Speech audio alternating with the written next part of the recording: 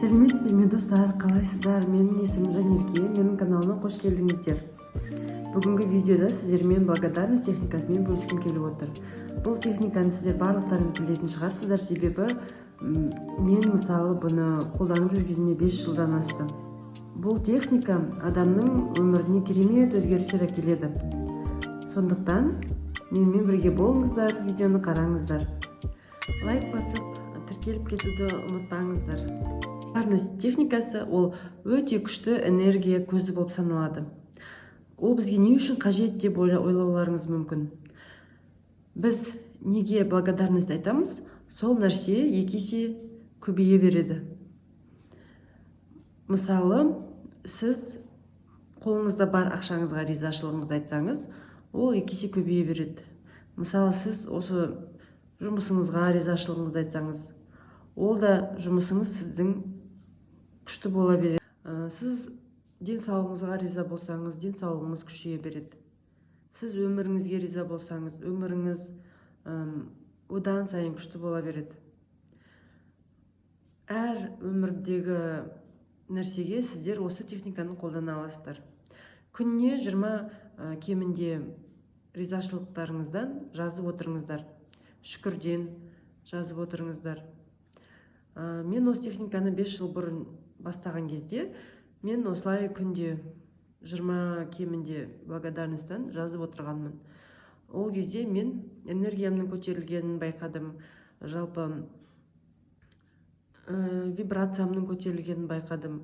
Егерде осы техниканы жазбай тұрып, менің состоянием төмен болып тұрған болса, мен осы техниканы жазып болғаннан кейін менің вибрациям көтеріліп, энергиям көтеріліп, сразу настроением көтерілетін еді. Сондықтан бұл энергия көтерудің, вибрацияны көтерудің өте оңай жолы болып саналады осы техника. Мен қазір қалай қолданамын, сонымен сіздермен бөлісіп кеткім келеді. Егерде сіздер күнделікті әрбір ойларыңызды осылай ризашылық айтып отырсаңыздар, сіздердің өмірлеріңіз күшті өзгерістер болады өмірлеріңізде. Сіздер ойлаған нәрселеріңіздің бәрін өмірге тартасыздар. Сондықтан тек жақсы нәрсені ойлап, шүкір айтыңыздар. Құдайға шүкір, менің қазір өмірімде барлығы жақсы, керемет. Сондықтан әрбір ойларыңызды таза ұстаңыздар. Әрбір ойларыңызды шүкір айтуға бөліңіздер. Негатив емес, тек ризашылық болуға тырысыңыздар. Жаман ойлар сіздердің ойларыңызда болса, оларды кетіріп, олар сіздерге қажет емес екенін айтып, тек қана жақсы жаққа ойларыңызды жіберіңіздер.